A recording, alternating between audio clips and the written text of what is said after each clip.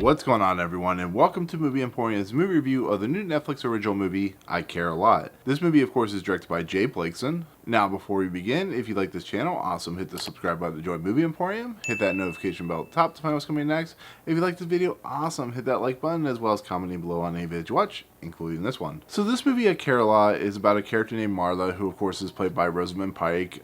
She's an individual that's considered a shark, she's a scammer, but she does it in very legal, somewhat ways where she takes old folks and kind of bilks them out of their money, puts them in retirement homes, and takes all their money and worth and kind of uses it for her advantage. And it's become very successful, and she has like this whole connection of work of people like doctors and lawyers and so on and so forth. And in the process, her and her romantic partner named Fran, who's played by Eiza González, basically in turn try to scam this old woman named Jennifer Peterson, who's played by Dianne Wiest. The problem is Jennifer Peterson character is more connected than they realize, causing a lot more problems when her son, who's played by Dinklage, who plays Roman, comes to the mix, and he might be what you consider a very high profile, very unscrupulous type character that might be not what you want to mess with when you start doing these types of scams. And as this movie starts to move along, we start to get more and more insane, more and more weird, more and more just crazy in the kind of the downward spiral that this one scam that they pulled with some diamonds and this old woman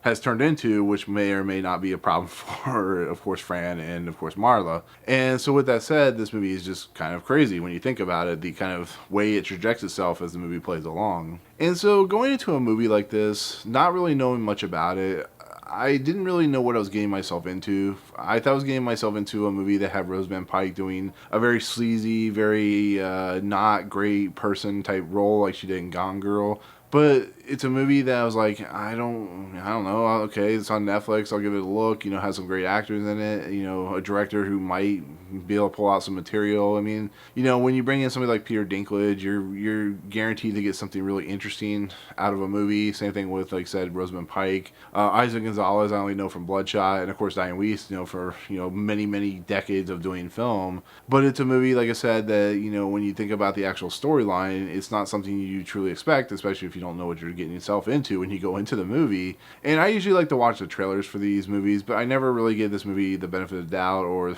any idea of, like, taking a look at the trailer, because I was like, okay, I heard a couple people talk about this movie's interesting, so you know what, I'll ask Netflix, see if they'll let me screen it. And of course they did, which thank you so much, Netflix. So when you get into the nuts and bolts of a movie like this, usually when I watch a movie, I usually have a good grasp on whether I'm going to like it or I'm not going to like it by the time this movie is over, or the movie's over with. But it was weird as I was watching it, because the movie starts to fall apart pretty quickly after Roman is introduced, and it starts to kind of twist and turn into a completely different movie with an idea of who Marla is and what she is capable of. But I never really felt on board with any of the characters as they kind of garner towards the end of the movie. I think Dinklage is doing something interesting, especially with that amazing beard he has in the movie, but it's a character that becomes more and more silly as the story presents itself and the story moves along. There are points in this movie where I almost felt like he was a cartoon character, like he was one of those big bad bosses you saw in the cartoon that uses henchmen to kind of play along and do what they needed to do. And there are points where he is menacing in this movie, where he's uncomfortable, which is what Dinklage is really well known for doing, which is create characters that have really emotive moments in these movies. But just the overarching storyline, like how he and Marla interact with one another, how Marla interacts with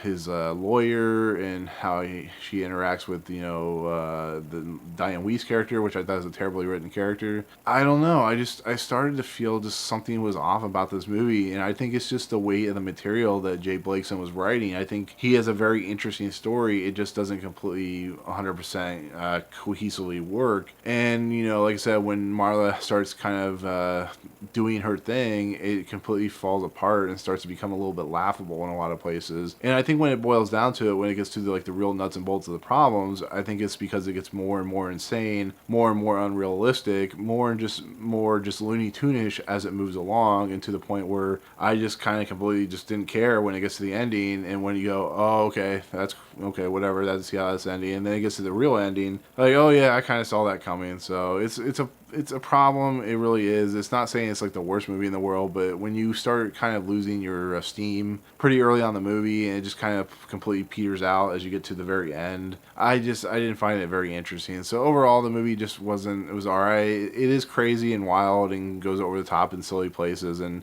has some interesting moments. And like I said, Dianne Wiest is just not well written as a character in this movie. But I think overall, I think it's a little bit of a failure, but still has some interesting ideas being presented. So, but anyways, that'll do it. That'll be my take on I Care a Lot. Thank you so much for watching. Let me know in the comments below what you think of this movie when you see it. Did you like it? Did you not like it? Did you agree with me? All that good stuff. But otherwise, if you like what you see on this channel, hit the subscribe button to join Movie Emporium. Hit that notification bell at the top to find what's coming next. If you like the video, awesome. Hit that like button. And as always, we'll see you guys on the next video. Peace out.